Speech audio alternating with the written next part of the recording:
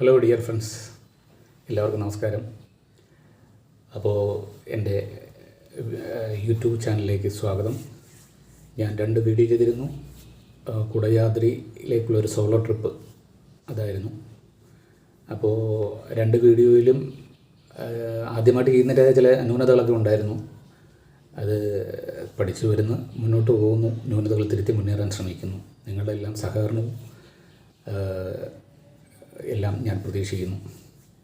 അപ്പോൾ നിങ്ങൾ അത് നിങ്ങളുടെ ലൈക്കും കമൻറ്റും തീർച്ചയായിട്ടും ഉണ്ടാവണം.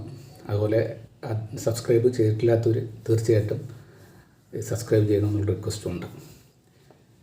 അപ്പോൾ നമ്മുടെ ആ ട്രിപ്പിനെ കുറിച്ച് പറയുകയാണെങ്കിൽ ഞാൻ പറഞ്ഞു നിർത്തിയത് നമ്മുടെ ഷാജിയേട്ടൻ അങ്ങനെ ഷാജിക്കയായി. അപ്പോൾ ഞാൻ അത്ഭുതപ്പെട്ടു. അദ്ദേഹം ശരിക്കും ഒരു ഹിന്ദുമത വിശ്വാസി അല്ലായിരുന്നിട്ട് കൂടിയും ഈ ഹിന്ദുമതത്തിലെ മിക്ക കാര്യങ്ങളെക്കുറിച്ചും പുരാണങ്ങളെക്കുറിച്ചുള്ള നല്ല ബോധമുള്ള ആളാണ്. അതുപോലെ തന്നെ അമ്പലത്തിൽ കയറി ആചാരങ്ങളൊന്നും അറിയാത്തത് കൊണ്ട് അശുദ്ധമാക്കേണ്ട എന്ന് കരുതി മാറി നിൽക്കുന്നു. അപ്പോൾ എനിക്ക് അദ്ദേഹത്തിനോടൊരു ബഹുമാനം തോന്നി. സത്യം പറഞ്ഞു കഴിഞ്ഞാൽ നമ്മൾ വിചാരിക്കുന്ന ആളല്ല എന്ന് മനസ്സിലായി. അപ്പോൾ ഇത് ജീപ്പ് ചെന്ന് നിന്നിടത്തുള്ള 2 ക്ഷേത്രങ്ങളെക്കുറിച്ചാണ് ഞാൻ പറഞ്ഞത്. ഒന്ന് ബ്രാഹ്മണരുടെ, ഒന്ന് അബ്രാഹ്മണരുടെ. അത് കഴിഞ്ഞ് ഞങ്ങൾ മലയുടെ മുകളിലേക്ക് കയറാൻ തുടങ്ങിയതാണ്. മലയുടെ മുകളിലേക്ക് എന്ന് പറയുമ്പോൾ ഇത് ചെങ്കുത്തായുള്ള ഒരു ഇതാണ്. വളരെ ദുർഘടം പിടിച്ച വഴിയാണ്. നമ്മൾ ആ സമയത്ത് ഞങ്ങൾ അതിനൊരു എളുപ്പ വഴി കൂടെ ഉണ്ട്, ഒരു കാട്ടുപാത എന്ന് പറയുന്നത് എളുപ്പ വഴിയാണെങ്കിലും മറ്റതിനേക്കാൾ കുറച്ചുകൂടി റിസ്ക്കിയാണ്. അപ്പോൾ അത് തന്നെ തിരഞ്ഞെടുത്തു. പെട്ടെന്ന് പോകാമല്ലോ എന്ന് വിചാരിച്ചിട്ട് ആ സമയത്ത് ആ ഒരു ഊർജ്ജമൊക്കെ അത്രയൊക്കെ ഉണ്ടായിരുന്നു. അങ്ങനെ കയറിപ്പോകാമെന്ന് വിചാരിച്ചു. അപ്പോൾ നമ്മുടെ എതിർവശത്ത് ഏകദേശം 10, 50, 55 വയസ്സുള്ള സ്ത്രീകളൊക്കെ മലയിൽ നിന്ന് മേളിൽ നിന്ന് ഇറങ്ങി വരുന്ന കാഴ്ചയും കണ്ടു. അപ്പോൾ അങ്ങനെയുള്ള ആൾക്കാരുണ്ട്. അപ്പോൾ അങ്ങനെ കയറുന്ന കൂട്ടത്തിൽ ശരിക്കും ഒരു കാട്ടുപാതയാണത്, കാട്ടിലൂടെ തന്നെയുള്ളൊരു പാതയാണത്, ദുർഘടം പിടിച്ച വഴി. അപ്പോൾ ശരിക്കും ആ പോകുന്ന സമയത്ത് എൻ്റെ കാലൊന്ന് ഇടറുകയും ചെയ്തു. കാലിടറി ഞാൻ നോക്കിയപ്പോൾ കാണാം അതൊരു അഗാധമായ കൊക്കയാണ്. വീണ് കഴിഞ്ഞാൽ ആളുടെ പൊടി പോലും കിട്ടത്തില്ല. അങ്ങനെയുള്ള അതായിരുന്നത്. അങ്ങനെ നടന്ന് കയറി പൊയ്ക്കൊണ്ടിരിക്കുന്ന കൂട്ടത്തിൽ ഒരു മണിനാദം, ഒരു മണിശബ്ദം കേട്ടു. അമ്പലത്തിലൊക്കെ മണി അടിക്കുന്നതാണ് കേട്ടു. അപ്പോൾ നമ്മൾ നോക്കിയപ്പോൾ കാണാം അവിടെ ഒരു ഗുഹാക്ഷേത്രം.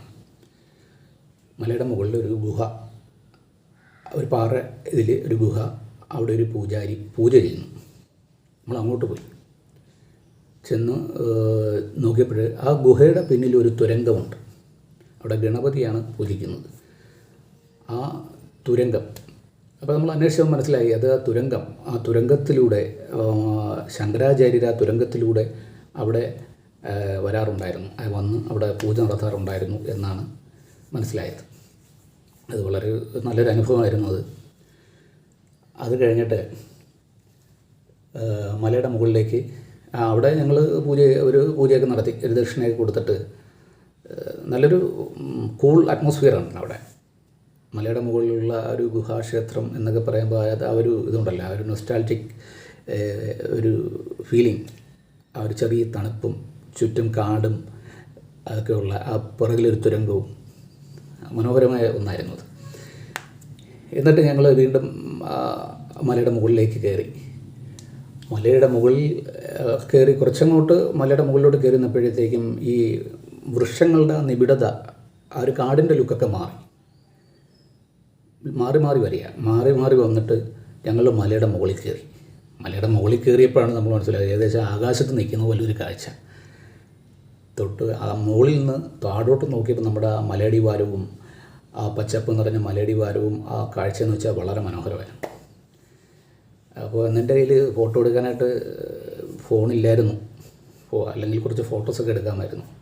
അപ്പം ഷാജിയേട്ടൻ അദ്ദേഹത്തിൻ്റെ ഒരു പഴയ ഫോൺ ഉണ്ടായിരുന്നു, കുറേ ഫോട്ടോ ഒക്കെ എടുത്തു. എന്നിട്ട് ഞങ്ങൾ